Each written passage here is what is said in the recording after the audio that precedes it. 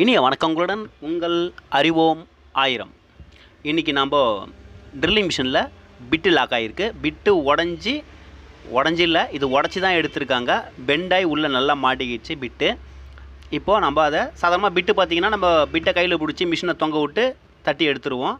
இது அது மாதிரிலாம் எடுக்க முடியாது, ஏன்னா பிட்டை பிடிக்கிறதுக்கே இடம் இல்லை. இப்போ நம்ம ஃப்ரண்ட்டு மவுத்து கேப்பை ஓப்பன் பண்ணிப்போம். மவுத்து கேப் ஓப்பன் பண்ணி உள்ளே ஒரு சின்ன சர்க்கிளிப் ஒன்று இருக்கும். அந்த சர்க்கிளிப் ரிமூவ் பண்ணிவிடுவோம். மவுத் கேப் கொஞ்சம் எடுக்கிறது கஷ்டமாக தான் இருக்கும், ஏன்னா பிட்டு இருக்குதுன்றதால மவுத் கேப் எடுக்கிறது கொஞ்சம் கஷ்டமாக இருக்கும். அடுத்தது பார்த்திங்கன்னா ஒரே ஒரு வாஷர் ஒன்று இருக்கும். அந்த வாஷர் ரிமூவ் பண்ண உடனே உள்ளே ஒரு பெரிய சர்க்கிளிப் ஒன்று இருக்கும். அதில் தான் மவுத் கேப்புடைய கப்பு வந்து பிடிச்சிக்கிட்டு இருக்கும். அந்த சர்க்கிளிப்பை ரிமூவ் பண்ணிப்போம். அது பெரிய சர்க்கிளிப்பாக இருக்கும். இது கொஞ்சம் லைட்டாக ஒரு கட்டிங் ஒன்று இருக்கும். அந்த கட்டிங்க்கு நேராக தள்ளி எடுத்திங்கன்னா, லிஃப்ட் பண்ணிங்கன்னா மேலே வந்துடும். இது பாருங்கள், இந்த சர்க்கிளிப் அதுவும் எடுத்தாச்சு. நம்மளுக்கு அடுத்தது மவுத் கேப்பை கழட்டிட்டோம். அடுத்தது ஒரு ரிங்கு, அதுக்கப்புறம் பால்ஸ், அப்புறம் பால்ஸுடைய பிளேட்டு, ஸ்ப்ரிங்கு, அவ்வளோதான் இருக்கும். இது உங்களுக்கு கழட்டுறதுக்கு புதுசாக இருந்ததுன்னா வரிசையாக அடுக்குங்க இது மாதிரி. அப்படி இல்லை அப்படின்னா, இல்லை தெரியும் அப்படின்னா ஒன்றும் இல்லை, எப்படி ஒன்றாலும் அடுக்கிக்கலாம். பால்ஸ் மட்டும் கொஞ்சம் பத்திரமா வச்சுங்க, உருண்டு எங்கன்னா போயிடும். இந்த பிட்டு பார்த்திங்கன்னா உடஞ்சா சாதாரணமாக ரெண்டாக உடஞ்சிரும். இந்த பிட்டை வந்து அவங்க வளைச்சிட்டாங்க மொத்தமாக. இது போச் மிஷின் அப்படின்றதால வந்து பார்த்திங்கன்னா இதுக்கு டீ பிட்டு தான் வரும். டீ பிட்டுனா கிட்டத்தட்ட ஒரு 5 ஸ்டாருக்கு வந்து 4 இருக்குங்களோ, அதே மாதிரி இதில் 5 இருக்கும். அந்த பிட் இருக்கும். இப்போ நம்ம அதை போட்டு கழட்டிக்கிறோம்.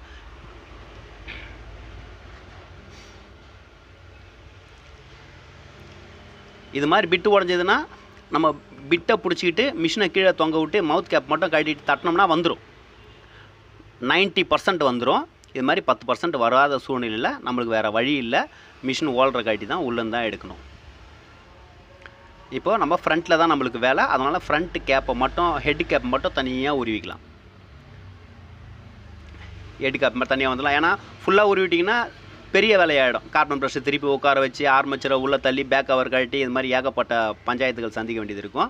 இப்போது பிட்டு ஹோல்டரை நம்ம எடுத்துட்டோம். பிட்டு ஹோல்டரை தொடச்சிக்கலாம்.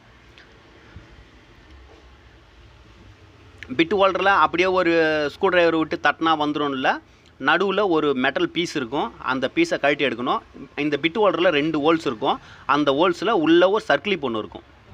அந்த சர்க்கிளிப் வந்து பார்த்திங்கன்னா அவுட்டரில் லாக் ஆகிருக்கும். அதனால் நம்ம புஷ் பண்ணி அதை கழட்டி எடுக்கிறது வேலை. அதை கழட்டி அது கொஞ்சம் பெரிய வேலை தான்.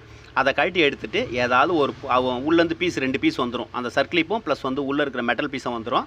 அதுக்கப்புறம் ஏதாவது ஒரு பொருளை வச்சு தட்டினீங்கன்னா பிட்டு உடஞ்ச பிட்டு தனியாக கழட்டிட்டு வந்து விழுந்துருவான்.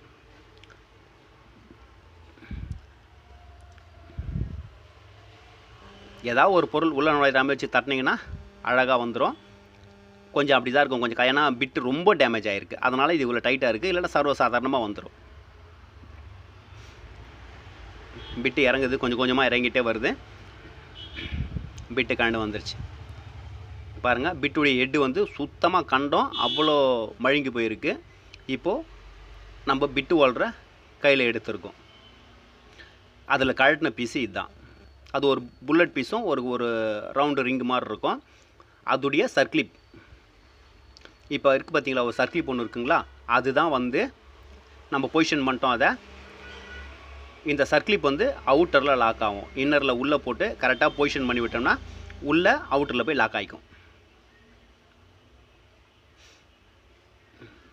இதை லாக் பண்ணுறது ரொம்ப ஈஸி, ஆனால் வந்து கழட்டி எடுக்கிறது கொஞ்சம் கஷ்டம்தான். அப்படி இல்லை அப்படின்னா கம்முன்னு இந்த பிட்டு ஹோல்டரை ஆர்டர் பண்ணி வேறு பிட்டு ஹோல்டரை மாற்றிட்டு போயினே இருக்க வேண்டியது தான். கரெக்டாக லாக் பண்ணிட்டோம் அப்படின்னா முடிஞ்சு போச்சு. நம்ம கரெக்டாக லாக் பண்ணிட்டோம், அவ்வளோதான். கரெக்டாக இந்த ஹோல்ஸில் பார்த்தீங்கன்னா கரெக்டாக வந்து லாக் ஆகிடுச்சான்னு செக் பண்ணிக்கலாம். ஸோ ஓகே, முடிஞ்சிடுச்சு. இப்போ நம்ம பார்த்துங்க, பொசிஷன் கரெக்டாகவும் செட் ஆகிடும். இதெல்லாம் ஒன்றும் பிரச்சனை இருக்காது. பிட்டும் இப்போ கிளியராக போயிட்டு வருதுங்களா. இப்போ நம்ம ஸ்க்ரூ டிரைவரில் லைட்டாக தள்ளனோம்னா பிட்டு முன்ன பின்ன ஷேக் ஆகும். பட் ஃபுல்லாலாம் ஸ்க்ரூ டிரைவர் வெளியே வராது, ஏன்னா உள்ளே ஒரு பீஸ் இருக்குது, புல்லட் பீஸ் ஒன்று இருக்கும்.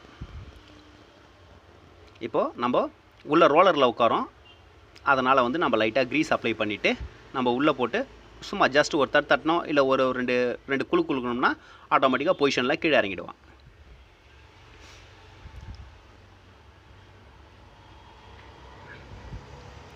இது கிட்டத்தட்ட எல்லா மிஷினுக்கும் ஒரே மாதிரி தான் இருக்கும்.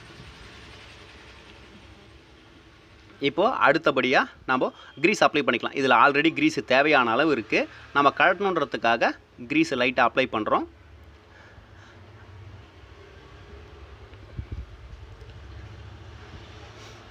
அதே மாதிரி எந்த ஒரு பொருள் கட்டினாலும் உள்ளே வந்து மெட்டல் பீஸ் ஏதாவது உடஞ்சி போன பீஸ் இருக்கான்னு ஒரு வாட்டி செக் பண்ணிக்கோங்க. அது நமக்கு தெரியாமையே நடந்துடும், இல்லை முன்னாடி சர்வீஸ் பண்ணும்போது ஏதாவது பேலன்ஸ் யாருக்கும் தெரியாமல் உள்ளே இருந்திருக்கலாம். இப்போ நம்ம வேணுன்ற அளவு க்ரீஸ் அப்ளை பண்ணிட்டோம். ஆல்ரெடி இருக்கிறதெல்லாம் நம்ம கம்மியாக தான் பண்ணியிருக்கோம். வழக்கம் போல் கொஞ்சம் ஆயில் ஊற்றுவோம் எப்பயுமே, ஏன்னா லூப்ரிகேஷனுக்கு கிளியராக இருக்குன்றதுக்காக நம்ம ஆயில் எப்பயுமே ஊற்றுவோம். ஆயில் ஊற்றி முடிச்சிட்டோம்னா அடுத்தது அவ்வளோதான், ஹெட் கவரை வந்து போட்டு லாக் பண்ணிடலாம். ஹெட் கவர் லாக் பண்ணிவிட்டு ஸ்க்ரூவை ஏற்றிடலாம். நாம் அப்புறம் போட்டுக்கலாம். இப்போ நம்ம ஹெட் கவரை டைட் வச்சிடலாம். இப்போ நம்ம மிஷினில் போட்டு டைட் வச்சிடறோம். நார்மல் டைட் வச்சுட்டு அப்புறம் ஒரே ஈவனாக டைட் வச்சுருங்க. ஏன்னா ஒன் சைடு அதிகமாகவும் ஒன் சைடு கம்மியாக வச்சோம்னா மிஷின் டைட்டாக ஓடும். அதனால் நார்மலாக டைட்டு வச்சுருங்க. வச்சுட்டுனா இப்போ பாருங்கள், இதே மிஷினை நான் இப்போது ஆன் பண்ணி காட்டுறேன். சுற்றுதுங்களா? இப்போ நம்ம அடுத்தது நாபை போட்டுடலாம்.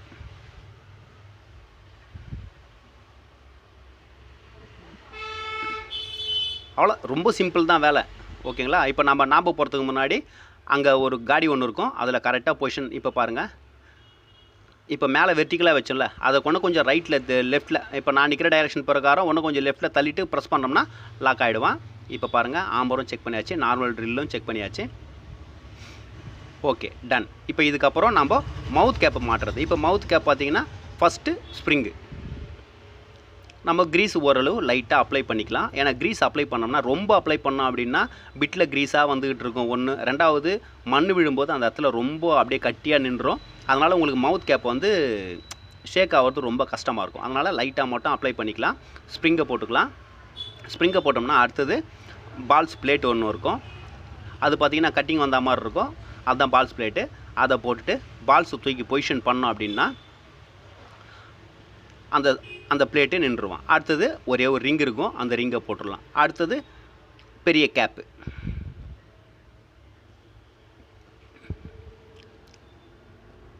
அதுக்கப்புறம் சர்க்ளிப்பு லாக் பண்ணுறது ரொம்ப ஈஸியாக தான் இருக்கும். சும்மா ஜஸ்ட்டு போட்டு புஷ் பண்ணிங்கன்னா லாக் ஆகிடுவான். அடுத்தது ஒரு வாஷர், ஒரு சின்ன சர்க்ளிப். இதே சமயம் இதே மவுத்து பார்த்திங்கன்னா பிட்டு லாக் ஆகிடும். பட் பிட்டு வந்து சரியாக கழட்டி எடுக்கிறதுக்கு வராது, டைட்டாக இருக்குது, ஒரு 4 தரம் ஷேக் பண்ணால் தான் வரும். அப்படின்னா மவுத் கேப்பில் டஸ்ட் இருக்கும், அதை எடுத்து ஃபுல்லாக பக்காவாக க்ளீன் பண்ணி தொடச்சி எடுத்துகிட்டு போட்டு லாக் பண்ணிங்கனாலும் லாக் ஆகிடும். இப்போது ரப்பர் போட்டு லாக் பண்ணிடுறோம். அவ்வளோதான், வேலை சிம்பிளாக முடிஞ்சிடும். இப்போது மிஷின் ரன்னிங் செக் பண்ணிட்டோம். நம்ம பிட்டை போட்டும் செக் பண்ணிடலாம். இதில் ஆம்பரிங் செக்ஷன்லாம் எல்லாம் கிளியராக எல்லாமே நல்லா இருக்குது. இருக்கிற ஒரே ஒரு பிரச்சனை இந்த பிட்டு லாக் ஆகிறது மட்டும்தான். இப்போ நம்ம அதை கிளியர் பண்ணிட்டோம். இந்த வீடியோ பிடிச்சிருந்தா லைக் பண்ணுங்கள், ஷேர் பண்ணுங்கள், கமெண்ட் பண்ணுங்கள், மறக்காமல் சப்ஸ்கிரைப் பண்ணுங்கள். உங்களுக்கு ஏதாவது டவுட் இருந்தால் கமெண்ட் பண்ணுங்கள். எனக்கு தெரிஞ்சதுன்னா கண்டிப்பாக வீடியோ போடுறேன். இப்போது நம்ம வாய்ஸில் வச்சு செக் பண்ணிக்கிறோம்.